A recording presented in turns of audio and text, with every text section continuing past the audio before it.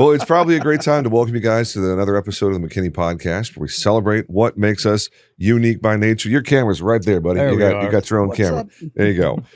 So, man, David Garcia. I almost called you Daniel Garcia again. Man, I get it all the time, man. David Garcia. Daniel, I know another Daniel, and we used to always Daniel or David Garcia. Daniel Garcia is a great dude. Love him. Lives down in Plano. That's not right. This episode. That's a different guy. Both Bible names, I guess. Yeah, I'm telling you. So David Garcia from Roofing on Top and Boomerang Cares, the foundation. We'll get into both of those.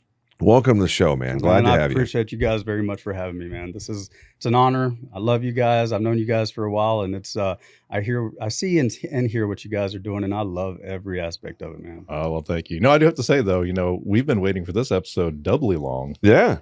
Because initially we had this scheduled and there's a little snafu. Why you got to call him out like that?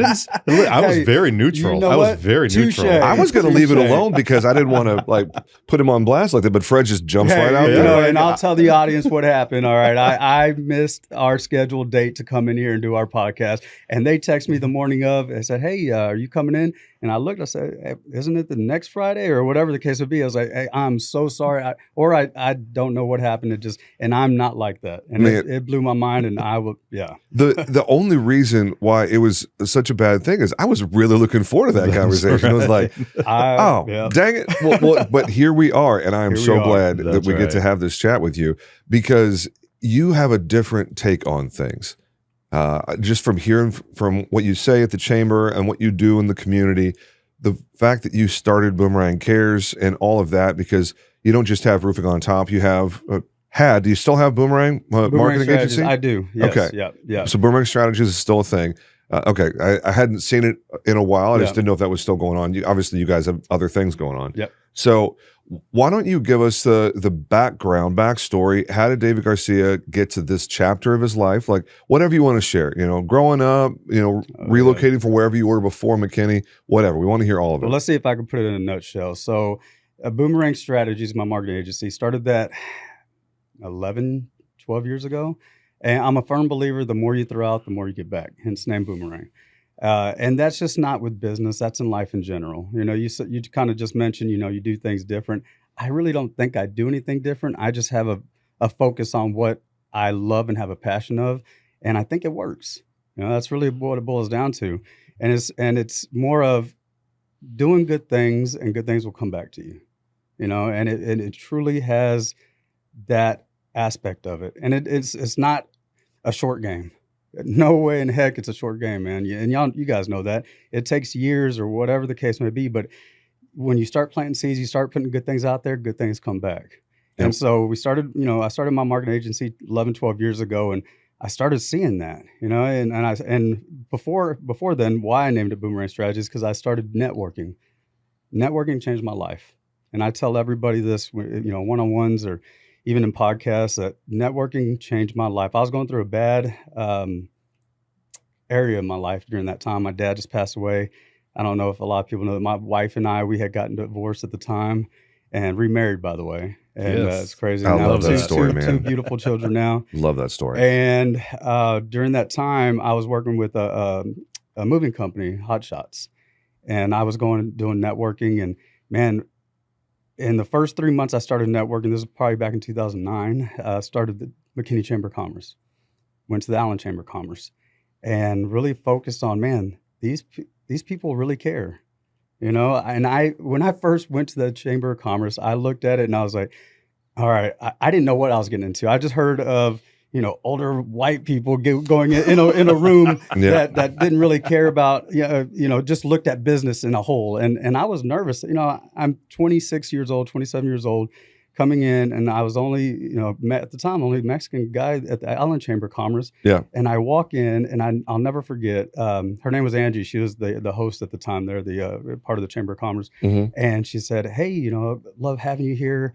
And then she was like, you got to do a 30-second commercial. I'm like, well, what do you mean? And she's like, just, say who you are, what you're about. And I'm like, in front of all these people, there's about 80 people there. And I was nervous. And I'm in my Timberlands and jeans. And I'm just like, oh, okay, well, and I get up. I just remember stuttering. Yeah. And then afterwards, she says, oh, you did great. We're having a mixer this evening. Cool. What's a mixer? And they told me basically the same concept, no commercial. I'm like, and she said there'd be drinks. You know, I'm like, well, you had me at drinks. You should have said that first place. You know, and so liquid courage, and I'll get to that because when I went there, we had it at 2 Rose and Allen, and the very first mixer I ever gone to, I got there, I was in my truck, and I sat there for about 15 minutes, man, nervous. I'm like, David, this is what you're here for. Yeah, get your butt out, go. And at that point, I really realized, man, to get out of your comfort zone, the only thing that's going to happen is you grow. Yep. Point blank. Growing is necessity in life, and in order to grow, you have to get out of your comfort zone. I walked in there, and in 2 Rows, they have a glass window to the patio, and that's where the event was. And I look out there, and I look like, great. I don't know anybody, so I go to the bar, take a shot of Goldschlager, the liquid courage, and I walk outside, and I go to the only thing I know, and that's food. Yeah. And I'll never forget this guy, Peter Young, still friend to this day. Peter taps me on my shoulder, and Peter Young, and he taps me on my shoulder and said, "Hey, you were there this morning, right?" That's my accent. And I said, "Yeah," and it went boom, boom, boom, boom, boom. Like at that, nobody was better than anybody else. Everybody just wanted to support you, and it felt like that day, the world almost lifted off my shoulders.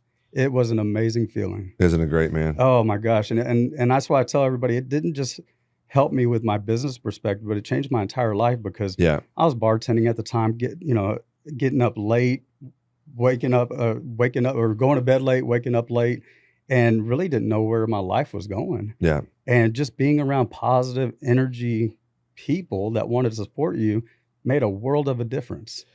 I cannot overstate the importance of the chamber mindset. Whether it's Alan Fearview is a great chamber. I don't personally do anything with them, but I've been to a couple of their events. We made a business decision to focus exclusively on the McKinney chamber because that's where we're located. And I mean, this is the McKinney podcast, so you kind of get an idea of how I feel about the city of McKinney. I'm all in on McKinney. Nothing against Allen or Plano or Frisco or whatever, but McKinney's the greatest city in the world.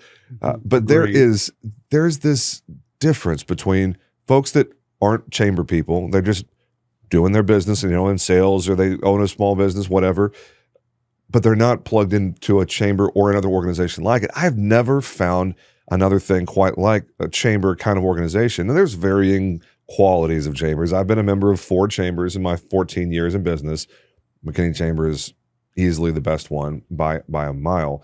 But that attitude of, hey, I am going to invest in my community and the business community within my city community. And you're just going to show up and hear about other people and what they do and tell people what you do and find connections, find referrals, find means to do business, find a solution for a problem that somebody has. It's like, oh, you're talking about this thing that you need solved. Hey, I've got a person for you. They're in the chamber with me.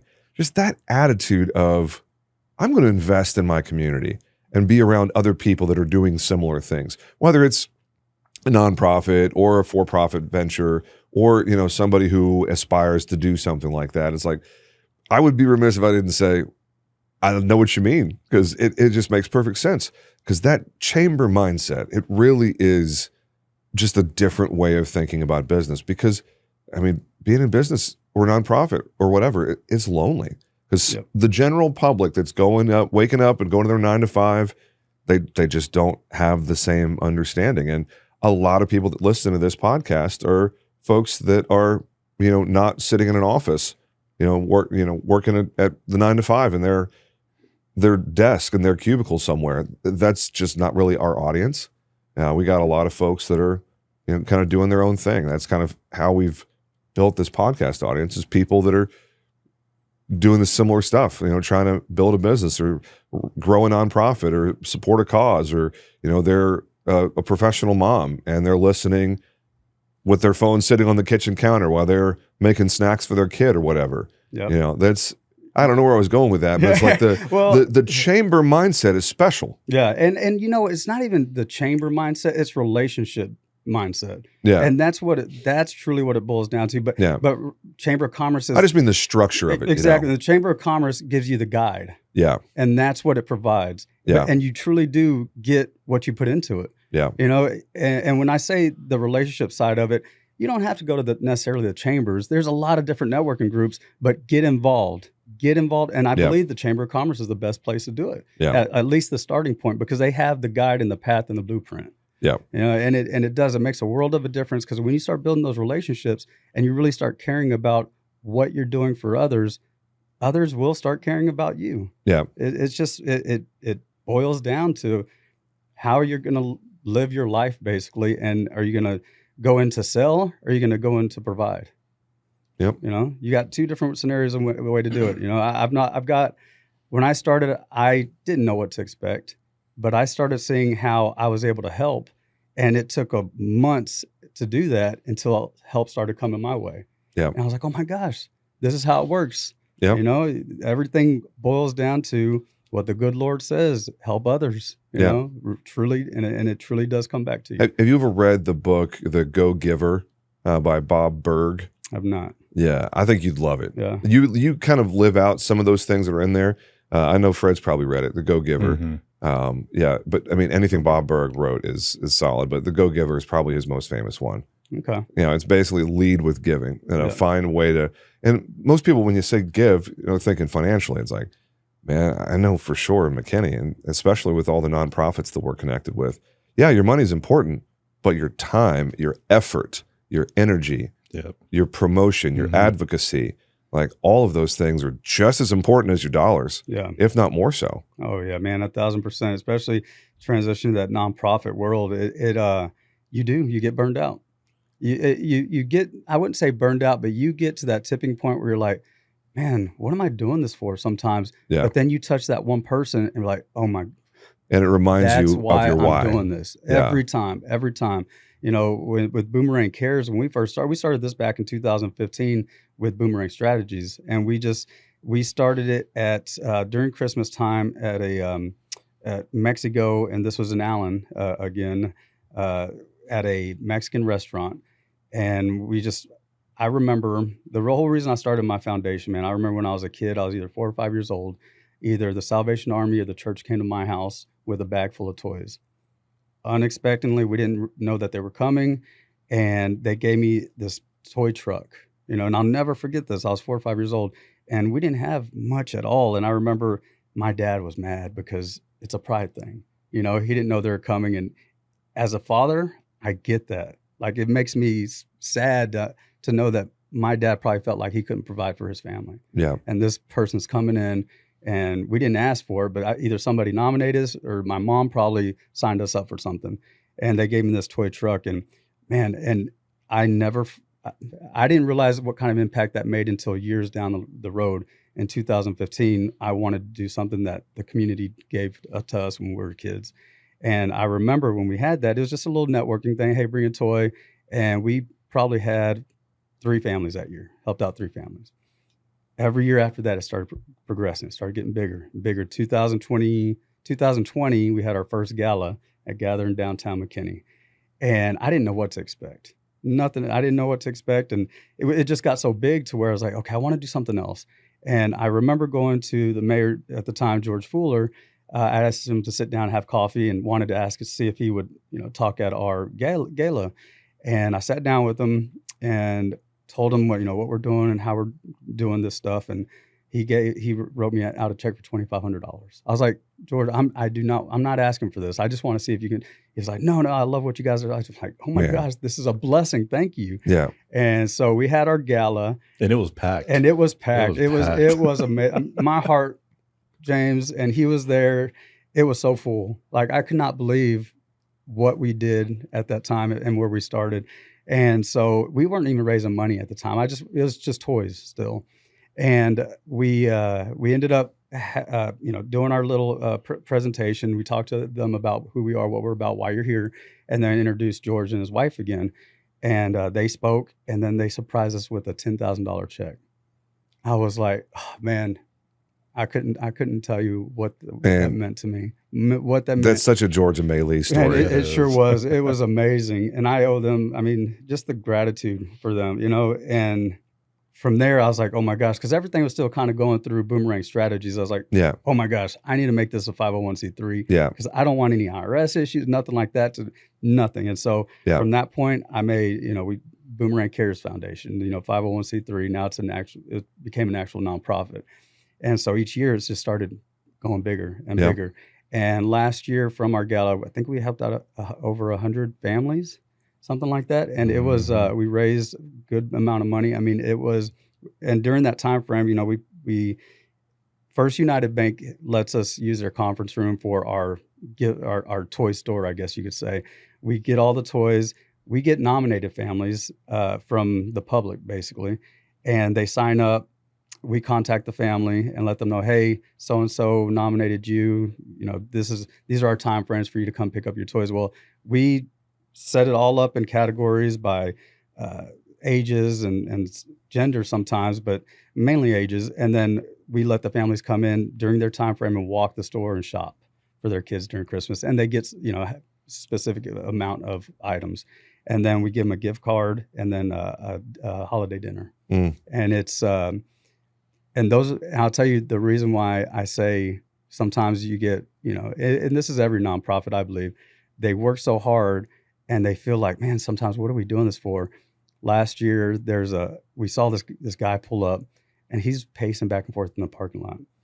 And he comes in, the first thing he says is, hey, I got a job. I just want you to know, you know, things are just tough. And dude, a single father, you know, and as a father now, seeing that, man, like, I looked down and was like, man, thank you for coming in.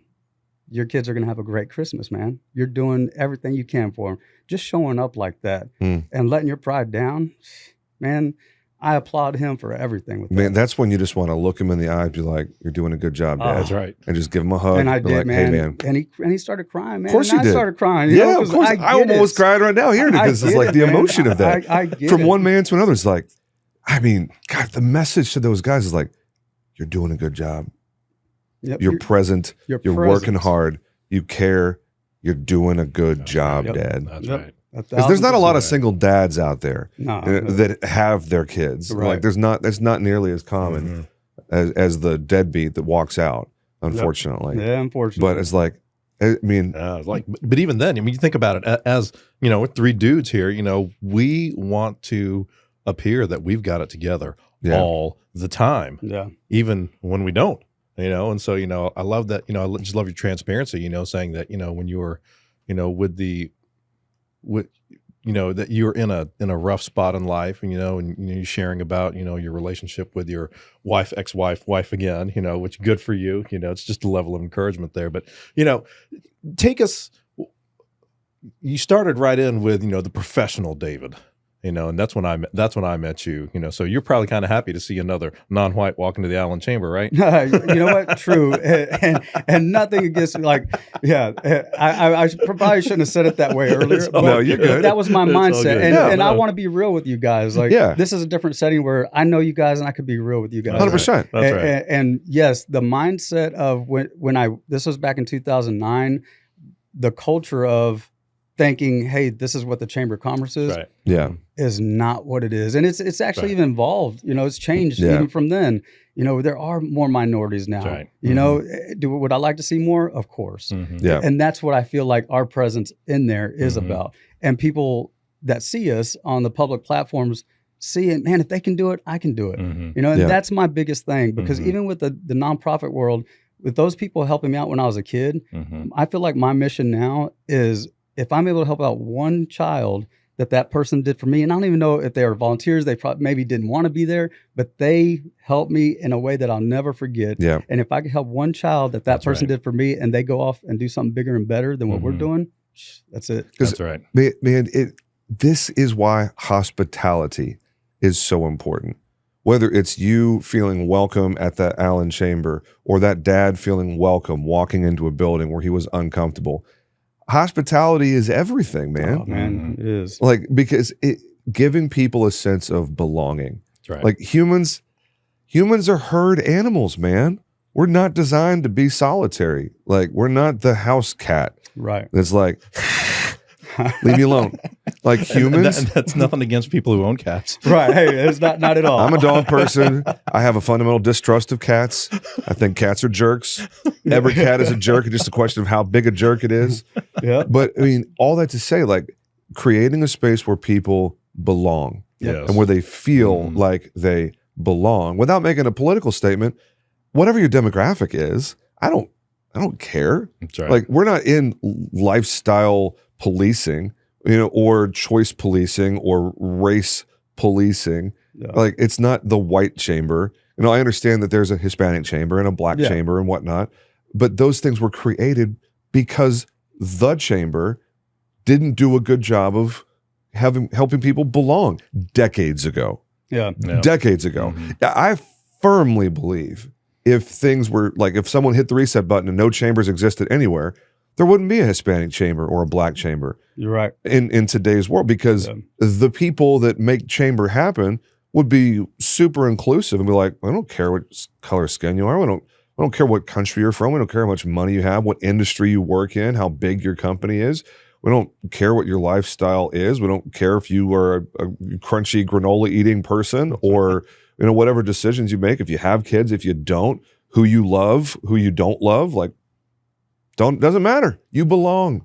From one human to another, welcome. We are glad you're here. And that's where a lot of people, I feel, hesitate, because I believe 80% of it's just showing up. Yeah. The other 20 will follow, but you have to show up.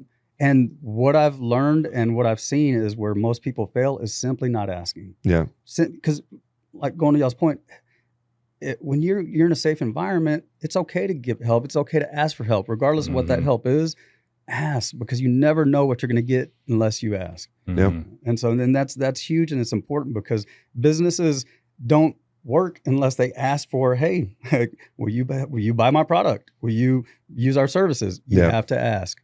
That's what it boils down to. Regardless of what realm it's in, just ask. Okay, so I have to know. We've talked a lot about, inclusivity. But David, I firmly believe that you believe that there's only one true high school, the best high school in McKinney High. The original, yes. That's right. So class of 2000. 2000, probably the best class ever. Best class, the best greatest class ever. Yeah. No, it was. I was during that time frame. We didn't know what the world was going to do. Remember that? Those are some times, man. We thought the world was going to. All the IT issues are going to go down and everything was going to happen. Right. It was a different time. You were hanging on for Y2K, and I was like, I was a little nervous. I didn't know what was going to happen. Okay, so North opened in 2006, Boyd opened in 2010. So at that point, McKinney only had one high school. Yes, we only had one high school. North, I know, North opened 2003 or 4 because my brother graduated from North. Okay, I got the year wrong. Sorry. He graduated 2004, and I think Boyd did open, 2010 maybe. I'm not sure about Boyd. Boyd looks like a freaking college campus, man. I tell you, dude. Boyd is wild. It is, and just speaking of the campuses, I mean, our football stadiums, wee. I mean, that's different. But yeah, there's only one school at the time, and even prior to that, I'm born and raised here in McKinney, and my mother-in-law, my wife's mom, passed away, unfortunately, about 1.5 years, 2 years ago.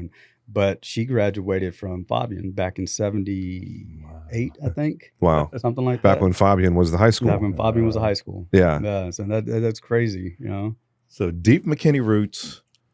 Oh, yeah. Deep McKinney pride, but you get your networking started in Allen. So I did. What's wrong with that, man? Well, at the time, I actually lived. I'm calling him out. Well, and I'll tell you why. So at that time, my wife and I had recently got divorced. Well, I lived, we were in Allen. I came back to live in an apartment in McKinney, and I figured, okay. And it was Allen and McKinney when I first started. But I felt in Allen, I wanted to get a neutral point because the owner of the company lived in Plano and I lived in McKinney, and I wanted to hit Allen up to where Allen and McKinney were my territory. Yeah. And then I was going to expand out. And man, during that time, I was going to about 7-10 different chambers and networking events in Fort Worth and stuff like a week. And but at the time, that's rough. But the thing is, James, no other moving companies were in these. And I was like, oh my gosh, this is gold. So you're just cleaning up. I was, man. And the other people were asking, because it wasn't necessarily, some of them weren't chambers, but they were networking groups where you had to pay for membership to keep your seat. BNI or Master Networks or whatever. Yeah, but you had to pay to keep your seat. But I didn't even pay because there were no other movers that were going in there. And I was like, this is amazing. But it took about 3 to 4 months until it started I started seeing it. Yeah. And I really got discouraged the first 3 months because even my boss, he was like, David, I don't think this is working. And literally, guys, whenever I had this conversation with him, a day or two after, there were about 2 people from these networking groups that hollered at us to get a move. And then it just went boom, boom, boom, boom, like wildfire. Yep. I mean, it was, and then you get up and give your testimonial of how that company did for you, and people hurt. And I was like, boom. So we started doubling in profit each year. And it was just like, this is like this networking world's amazing, you know? But you have to be consistent. And everybody's, if you're a networker, you're not going in there to sell. You're just planting seasons and establishing relationships. And the more you give, the more you get back.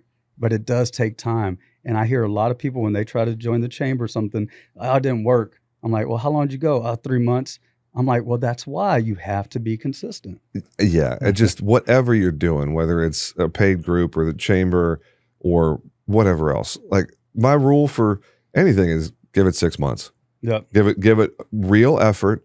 Mm-hmm. Try to make it work for 6 months. Anything less than 6 months, you're just kidding yourself. Yeah. You weren't serious. That's right. But don't go in with the mindset of, if I don't make profit in 6 months, then this doesn't work. But if you can't go in with the, how can I fill my hands from your wallet or your pocketbook in those 6 months? You have to do, like, I believe, David, you really put it out there, that, and I say, it's scriptural, even the go-giver, the give and it will come back to you, a good measure, pressed down, shaken together and running over, whatever it is, you reap what you sow, and so if you reap good things, if you reap how can I help you? And it's not how can I buy your services or pay for things that you have, but how can I connect you with someone else who's looking for what you've got? Yep. And I believe that right there, that's probably the biggest thing that will gain you respect within any group, regardless of the chamber or, it's like NetWeavers. I think that's where I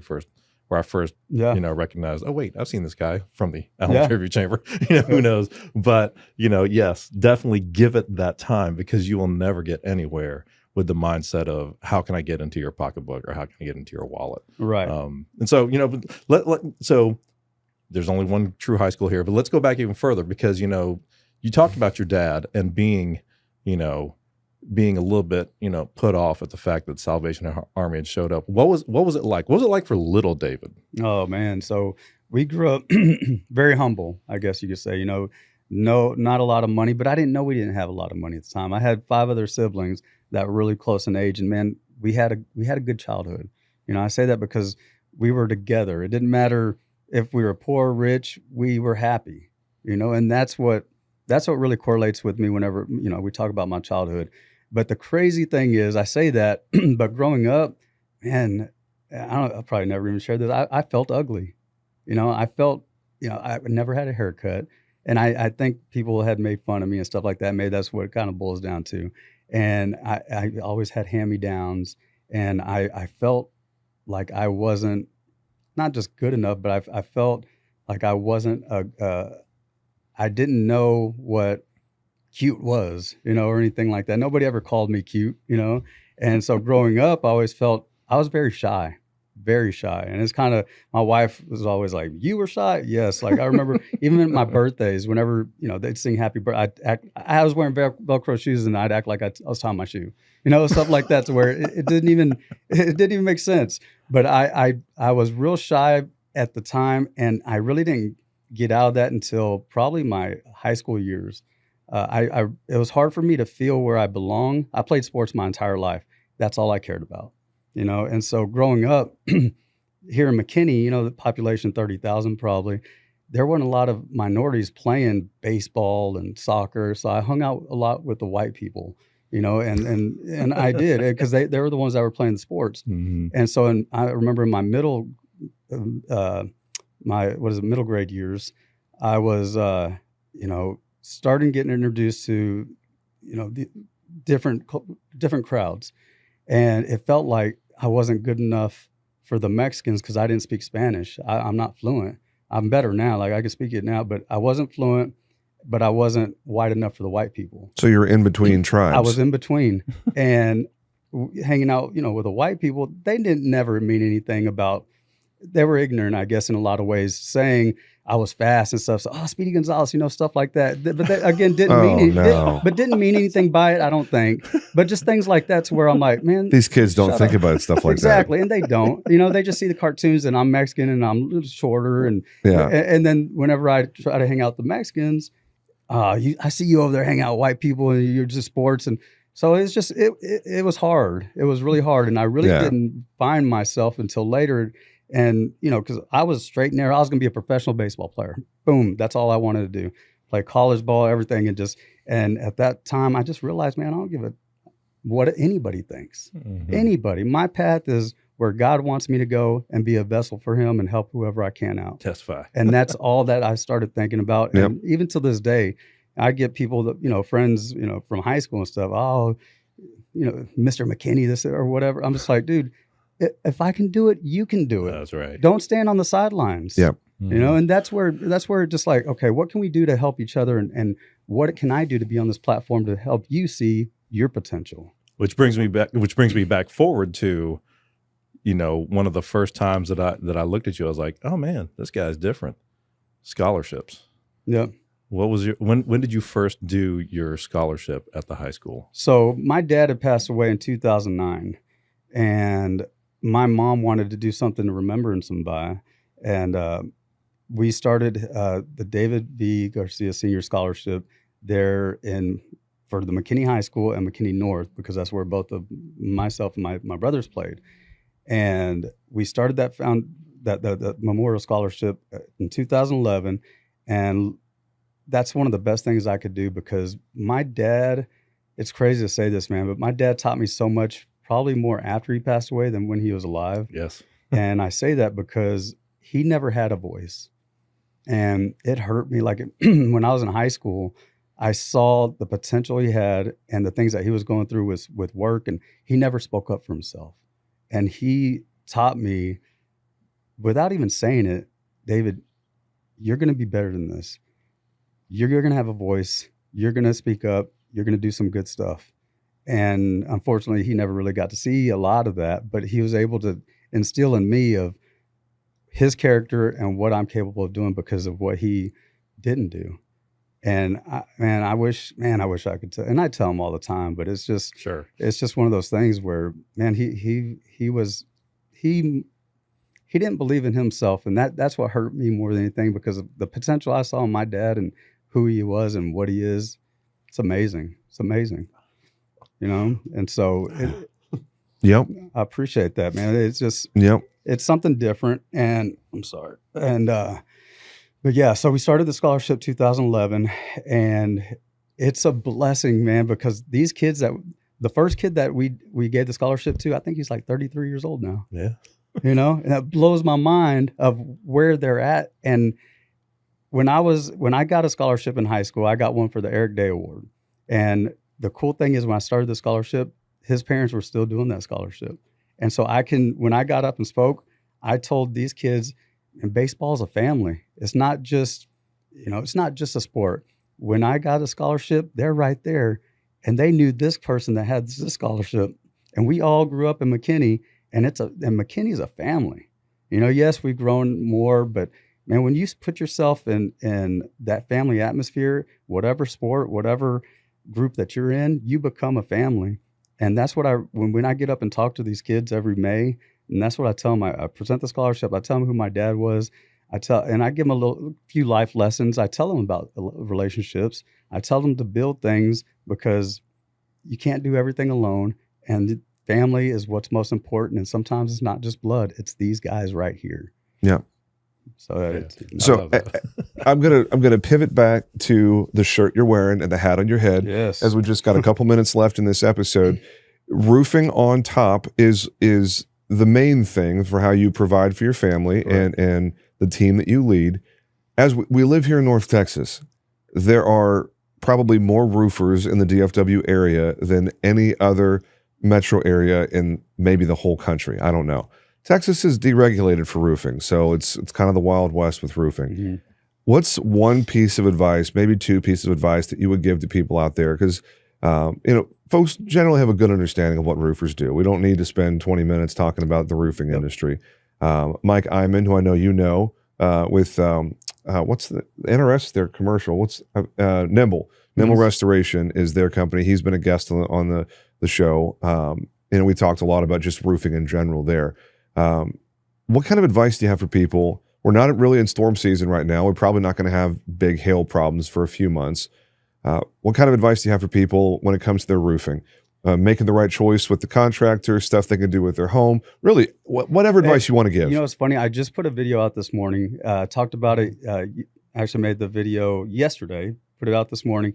Deductibles. I want to throw that out real quick because deductibles is a big issue right now. Everybody's deductible just about went up this year, or even last, or if not, it's going up. And so, just to give you guys, the homeowners, customers, clients, whoever's watching right now or listening, if your deductible just went up, say we're in August right now, and it went up to 2%, and last month was a 1%.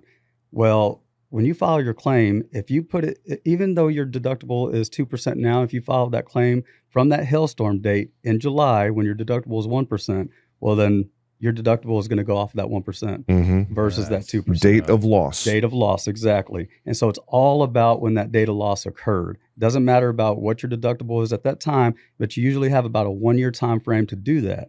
So make sure, talk to your insurance carrier, talk to a trusted roofer, but make sure you look at that, because if your deductible is going up, you can still backtrack that and get that hail storm date claim filled for that 1% deductible. Well, because if you as a roofer, you have access to heat maps and historical data and whatnot.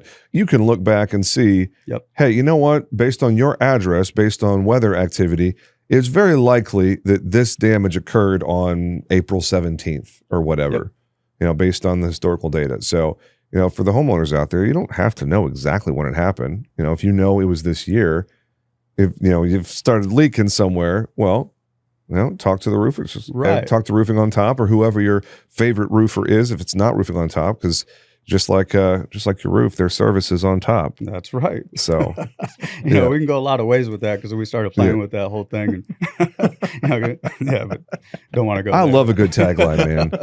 Just like your roof, our service is on top. That's it's like, right. And the funny thing, whenever I tell my guys that, you know, we start going to networking, I always say, hey, throw your hands out, because when you do, guess what the audience is going to do? On top. And I mean, it's just like a singer on stage. When you have that mic, you're able to do you're in control. You're able to have your audience do almost whatever you want. Oh, man, it's so true, though. It is. You know, a lot of times I get up and say, raise a hands, and then, you know. and people just start raising their hands. People just do it. And they do. And that's the cool thing. And you, for 30 seconds, you can feel on top of the world. Frank Sinatra. Yeah. There you go. Any last words before we wrap this thing up, man? We got one final question for you after whatever you want to share. Anything you want the audience to know about? So you know what? I'll go back to our nonprofit, Boomerang Cares. We are having our golf tournament November 5th. And so it's going to be at Waters Creek in I guess Plano off of Legacy and 75. And so more details will come. So check out our Facebook page, Boomerang Cares. That's a beautiful course. It is a beautiful course, and it's a beautiful time. Oh man, we have such a golf in November. Ooh, that's a good time to golf. So we're not having our gala this year, and reason being, this would have been our 5th year, but man, during the holidays, our board and we spend so much time, we don't get to spend time with our family. And so we're kind of doing a little restructuring, and we want our people that have helped us for so many years to be able to have that quality time for their family. Because again, that's what we base not just our life on, but our jobs and our family. Our values are faith, family, and integrity, and that's a huge thing for us. And we want to make sure that our families are taken care of. And so we're not having our gala this year. Next year, we're going to go back and have our poker tournament, golf tournament, and gala. Okay. So, but as of right now, the golf tournament next year will be probably in April, May, but this year it's going to be November 5th. So I was about to say, most golf tournaments are in the spring. Yeah. So have a November golf tournament is refreshing. And that is. The weather's likely to be fantastic. You know, Praying to God, hopefully it does. Probably mid to upper 70s when you're teeing off. Yep, exactly. Man. So for you golfers out there, mark November 5th on your calendar. I'm probably going to have to be out there. I would love it. Love it. Maybe we do a live podcast or something. There you go. We'll see. We could be the on location. Yeah. So we could be the heckle hole. That would be awesome. Can you have a heckle hole? I would love to have a heckle hole. Could you imagine the both of us just nonstop live streaming someone? And in order for you guys not to heckle, you got to give them $5. Five for the $20. $20 donation to Boomerang Cares for us to leave you alone. That's actually pretty good. 20 for only one of us to not heckle you. You got to double that. I love it. I think we're on something, guys. I think we're on something. Bro, I'm in. I 100% serious. Can we make that happen? Let's make that happen. Can we put happen. November 5th on the calendar? Let me make sure real quick. Because we've all seen those videos like on TikTok and Instagram and whatever of the people that are just harassing the golfers when they come up, making fun of everything, their shoes, the shirt they're wearing, how old they are, how overweight they are. And everything. And literally nothing is off limits when you're at a heckle hole. Nothing. Right. Obviously, you're not going to be profane or vulgar or what. But other than that, it's like, but we'll let them know too. Brutal. Yeah, and we'll have a sign out there. Hey, anything goes or something. It's like, we warned you. Don't get offended at this hole. Love it. So November 5th. You are live streamed. Yeah. It's open, man. Love it. Wednesday, November 5th. All right. So Elizabeth, when you watch this episode, we'll confirm Fred's availability. But yeah, man, the heckle hole. Let me know what we need to do as far as support. I think that if we're just raising money, hey, shut us up, put a 20 in the jar. Love it. Or you can, Venmo right here. Dude, 100. That might be your biggest fundraiser that whole day. I love it. Okay, awesome. Do it. Okay, so final question here. We do this for everybody. Fred, you want to take him? Okay, David. Thinking cap. All right. Who would win in a fight between a giant polar bear and a great white shark? They're in a body of water, 6 feet deep, of infinite dimension. There's no shoreline. There's no shallow end. There's no getting out of the water. Who wins that fight? Giant polar bear, great white shark. I would have to say, the shark. The shark? Why? He's got an advantage of being as low as he possibly can in the water, I believe. But the polar bear has... Hey. You know the rules. No arguing. No. Fred is actually team shark, and I am team polar bear. All right. Yeah. Here we go. No, but you know the rules. I just want to know, why. You can't advocate or defend anything. Listen, I'm just trying to be fair. I just want to, going back to what David said, I just want to make sure the polar bear has a voice. Yeah. Advocacy for the polar bear? Advocacy for the polar bear. No, I would still go with the shark. I think he's got a little bit of an advantage. Yet does, the 6 feet, polar bear may have some good gear with his hands and everything at that time, but I still think the shark, man. All right. Good. The swag on the site. We have to have team shark, team polar bear. Yes. Yeah, team bear, team shark. Yes. Yeah. That's going to have, because we're in the middle of figuring out an online swag shop, and it's going to be print on demand and shipped to people's homes and whatnot. But yeah, we're trying to figure out what individual swag things that people would be interested in, and I think those kind of inside jokes are fun to put on t-shirts. Maybe if the caps have a polar bear and a shark on one side or the other, so you just have to turn your head for whichever side you're representing. Yeah.